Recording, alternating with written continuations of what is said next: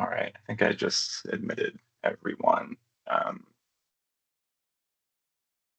Me, um, can someone confirm that they can see the slides? Yeah, I can see the slide. Okay, cool. Awesome, thank you. Okay, we're just gonna wait maybe another minute or two just to see if we get others to join. Looks like some people are joining.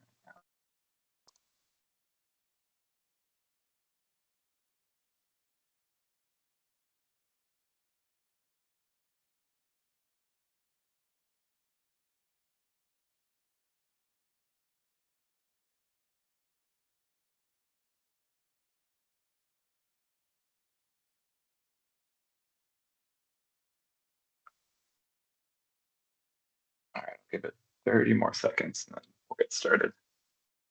Thanks for joining early, everyone.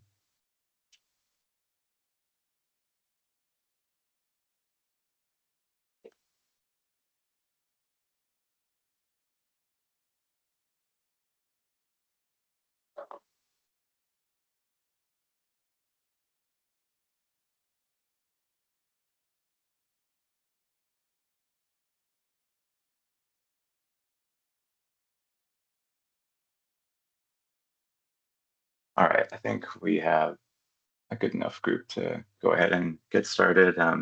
Thanks again for coming, everyone. This is a question and answer session for the draft wildfire a maturity survey of the model and survey guidelines. I'll start with a quick introduction. I'm a Dakota Smith. I'm supervisor who's been working on the guidelines for plans as well as the guidelines for the maturity model and the maturity survey guidelines. We have some other staff from energy safety who will be answering questions as needed. If they have a question that they can answer, then they'll introduce themselves then. And with that, we can start with an overview of the agenda. We have a couple slides on like the purpose of the question and answers the session. We have some slides on like what the maturity model in the survey is, as well as a few of the overall changes that we've made. That should be pretty quick. So most of this the meeting is for um, to answer questions that the ECs or many stakeholders might have. So we have over an hour for that. So if you have any questions, please ask them. And then at the end, we have a couple slides on like next steps and upcoming dates. You have a safety message just to be aware of your surroundings, know your emergency exits, your evacuation routes. If you feel something, say something. You can raise your hand on Teams or put something in the chat. It's not that long of a meeting, but just an overall reminder to take breaks and to get up and stretch and to keep emergency contact information available readily. With that, we can go to the objectives. The first one is to provide a brief overview of our draft maturity model and survey guidelines, as well as the draft maturity model Excel file and the primary changes that we have made to these versions of those documents. The main purpose is to provide an opportunity for the electrical corporations or ECs and stakeholders to ask any questions that they might have regarding the guidelines and the Excel file. This is a Teams session, so we're not on Zoom anymore. So just a couple reminders on that to ask questions when we have the open question and answer session. Raise your hand on Teams at that time. If you do have a question, you can also enter any written comments into the chat feature as well.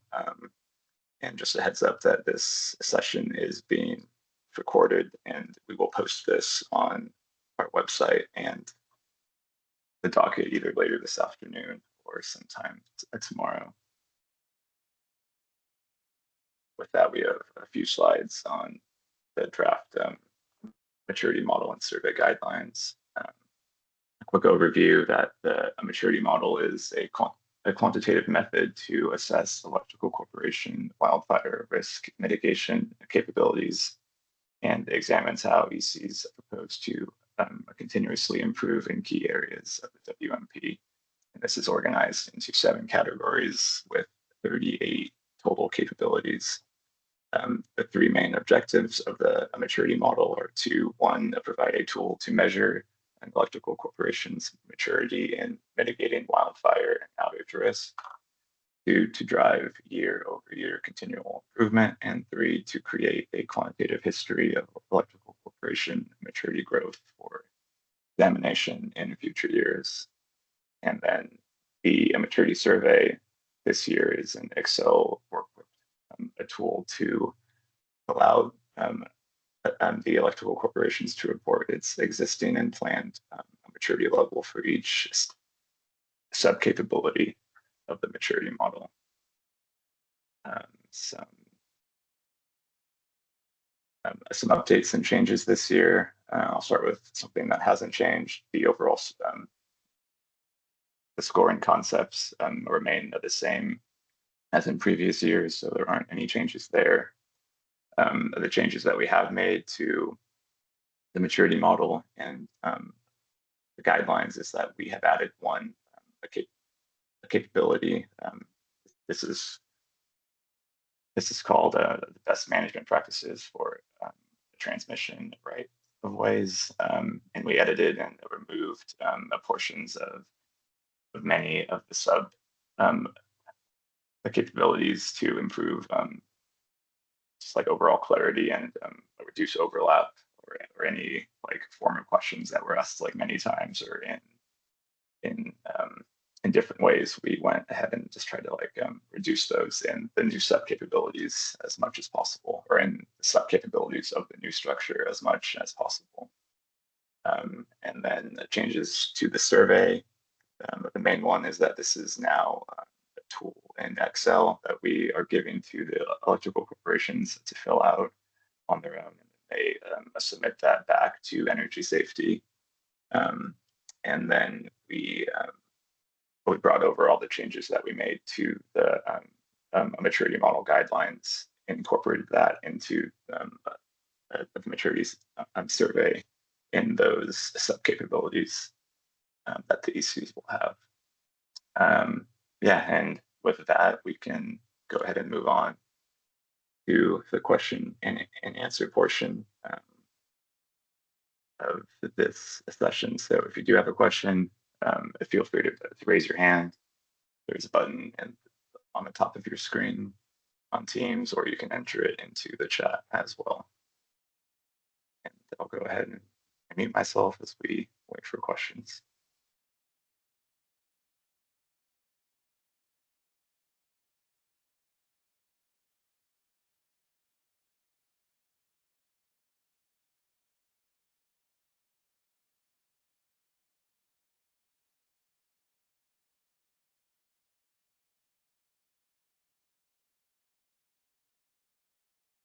Looks like we do have a hand.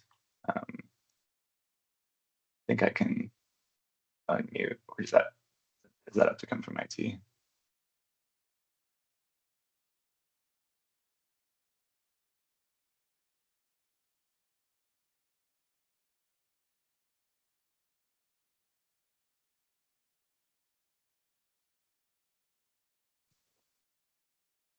Yes. I can hear you. Good morning. Thank you. Thank you so much, Dakota. My name is William Wojak from Southern California Edison. First, I'd like to thank you and Energy Safety for making this question and answer session available. I appreciate the opportunity to ask some questions about the maturity model and survey. One of our questions, I know that we had submitted some written comments with some questions outlined in that document. I wanted to see if this would be a good forum to kind of get some clarity on some of the things that we outlined in those comments.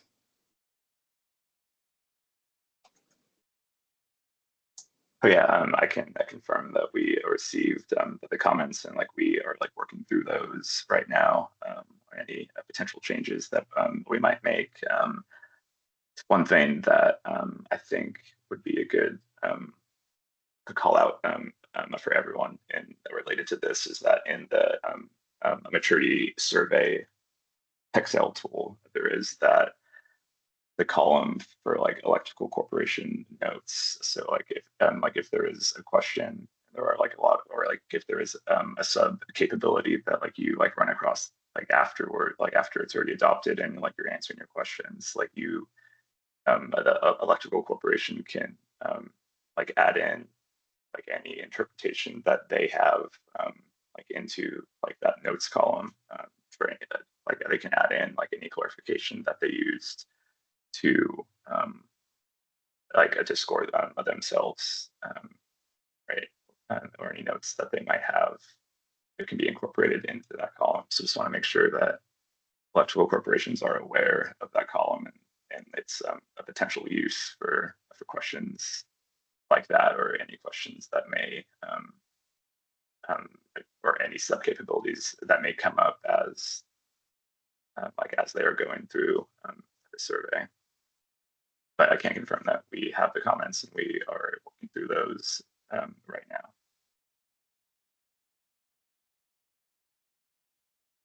I'm not sure if you had a specific comment that you wanted to talk through, though. No, thank you for that clarification. Yeah, I think one of them was just addressing the instances of where it outlines in the maturity survey the minimum energy safety requirements, just getting some clarity on what those minimum energy safety requirements refer to, so that we know we're addressing it appropriately. I understand from your comments, though, that we can also write in the notes field the assumptions that we're using when we're assigning ourselves a maturity level based on those, based on what we understand the minimum energy safety requirements to be. Yeah, that's correct. And Okay. I can confirm that we are taking another look at like at that specific language. Okay. Thank you. Yeah. Thanks for that. If no one else had another question, I do have a couple other questions I'd like to ask, if that's okay. Yeah, that's fine. Okay, thank you. On the situational awareness and forecasting category, in the weather forecasting ability capability under the automation sub capability, there's a scoring description on discrepancies being automatically integrated into the predictive model. Does energy safety have a definition of what we want to assume to be automatic, what automatically means? Is there like a time or a frequency that would define how you see automatically? I don't think we have that right now, but that is something that we can follow up on. Okay, thank you, Dakota. An additional question in that same category and capability under the validation and documentation and disclosure subcapability on the documentation of model substantiation efforts. On some of the maturity levels, it refers to a blind model validation being needed. Can you clarify what energy safety interprets a blind model validation to mean?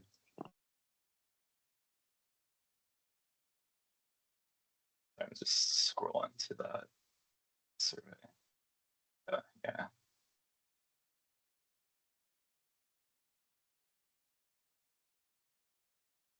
Yeah, I do think that is also something that we will have to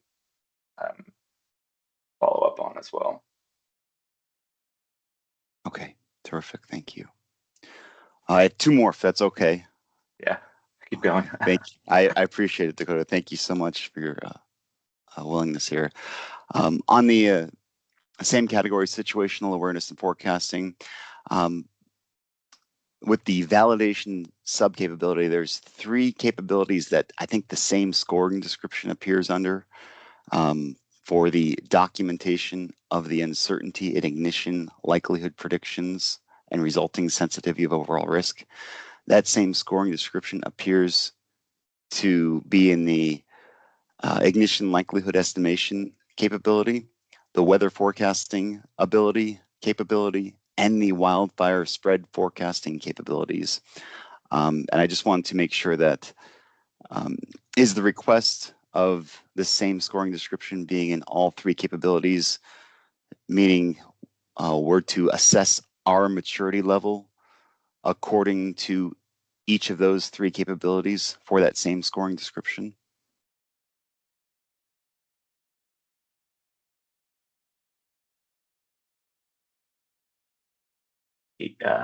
Yes, I would say so. So I'm just taking a look at each of them.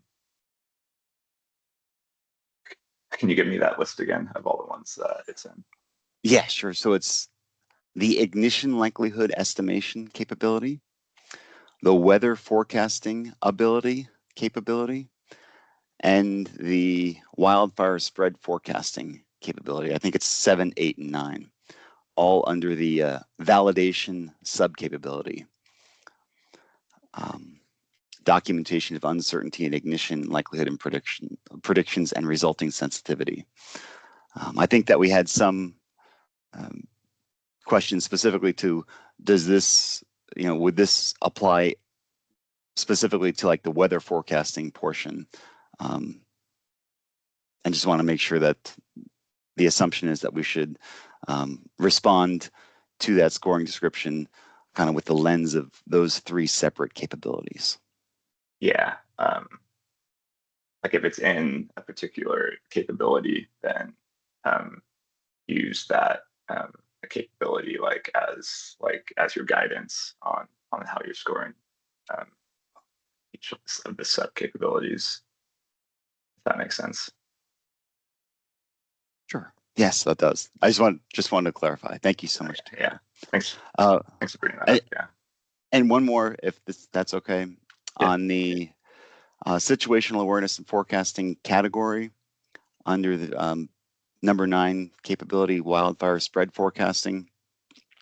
There's in comprehensiveness, some sub capability.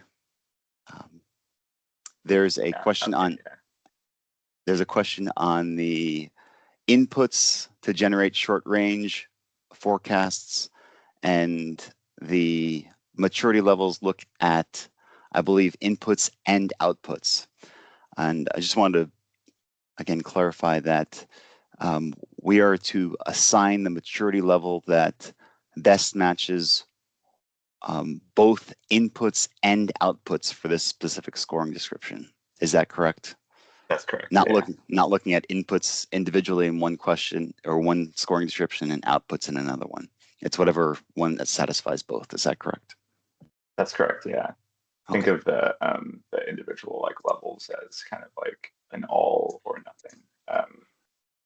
Like for instance, if like you had all of the inputs in level 4, but only like 3 of the 4 outputs in level 4, then it would be then like you would score a 3 since you have everything in 3, but not everything in 4.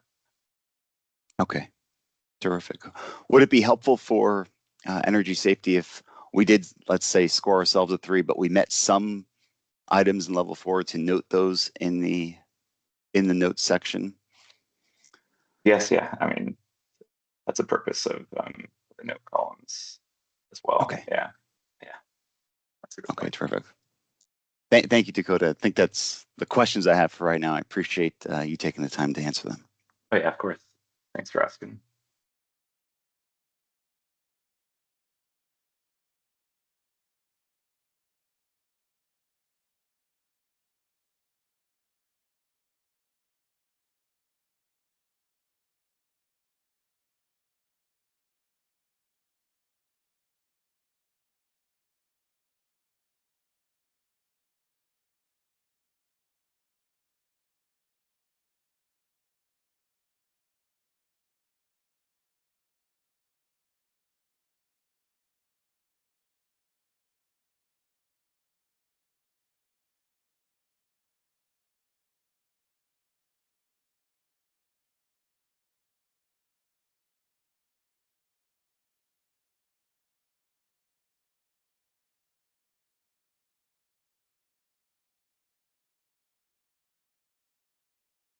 Not seeing any other hands or anything in the chat.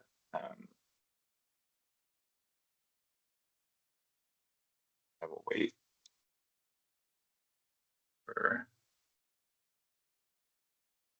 few more minutes since we do have an hour set up. So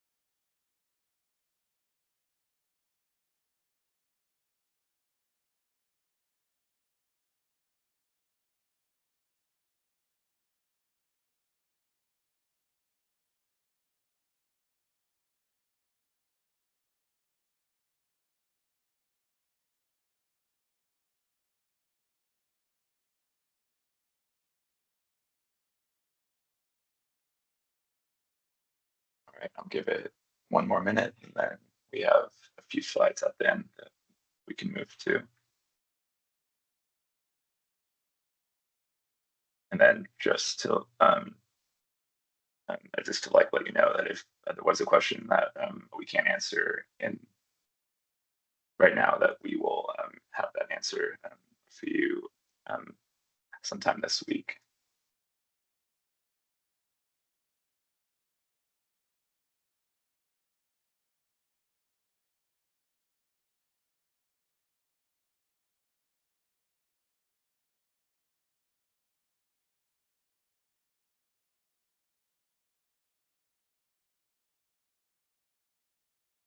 I do see a hand, William.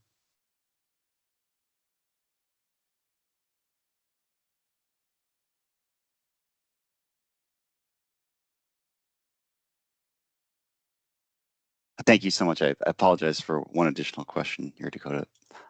But I know you mentioned for my first question that you were working through the comments that we had filed. Is there a timeline for when we can expect a response to those comments, which had a couple other specific questions to them? Was that on the March 12th date? I do have some slides at the end where Okay. you talk about the next steps. Yeah. Terrific. Thank you. I just want to make sure that was covered. Thank you again. I Oh, appreciate yeah, it. of course.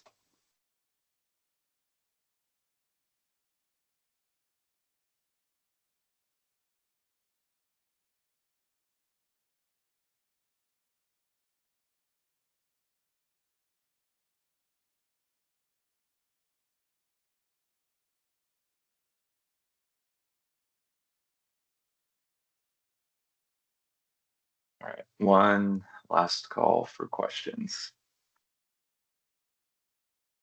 Give it 30 more seconds and then we'll move on to the closing slides.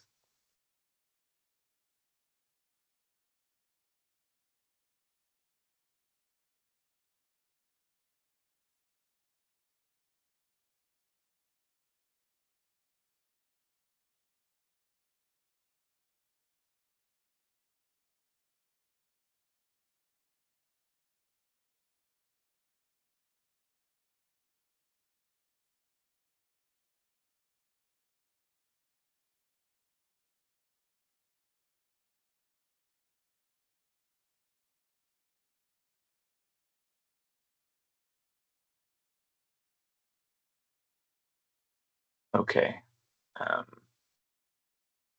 Assuming there's no more questions, then we can move on to the upcoming dates and next steps. The opening comments were due on March 3rd, so we have all of those. Reply comments are due by the end of the day on the 12th, which is tomorrow. If there are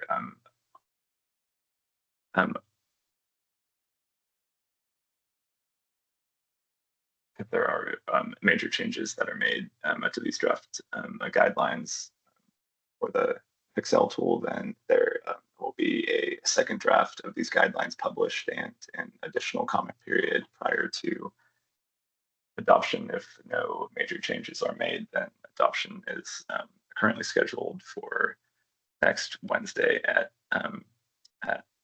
10 a.m. And there is a notice with an agenda and a Teams link on our docket right now. Speaking of that docket, that is your primary source of information regarding these guidelines, as well as any other of guidelines for the WMPs. And then we will also be publishing a proposed final version of the guidelines when we get to that point, which will have a clean version as well as a red line version of any changes, large or small, that are made to either the guidelines or to the survey. And then some upcoming dates. These are the dates that the ECs will be submitting those responses to us. As you can see, the first ones are due on April 18th, and this it goes through July 25th. And yeah, if there were any questions that we could not answer, then we will be reaching out to you at some point this week with those answers and responses. And with that, that is all we had. So I'll open it up one last time if you had any questions, but if not, appreciate the time and hopping on. Thank you all.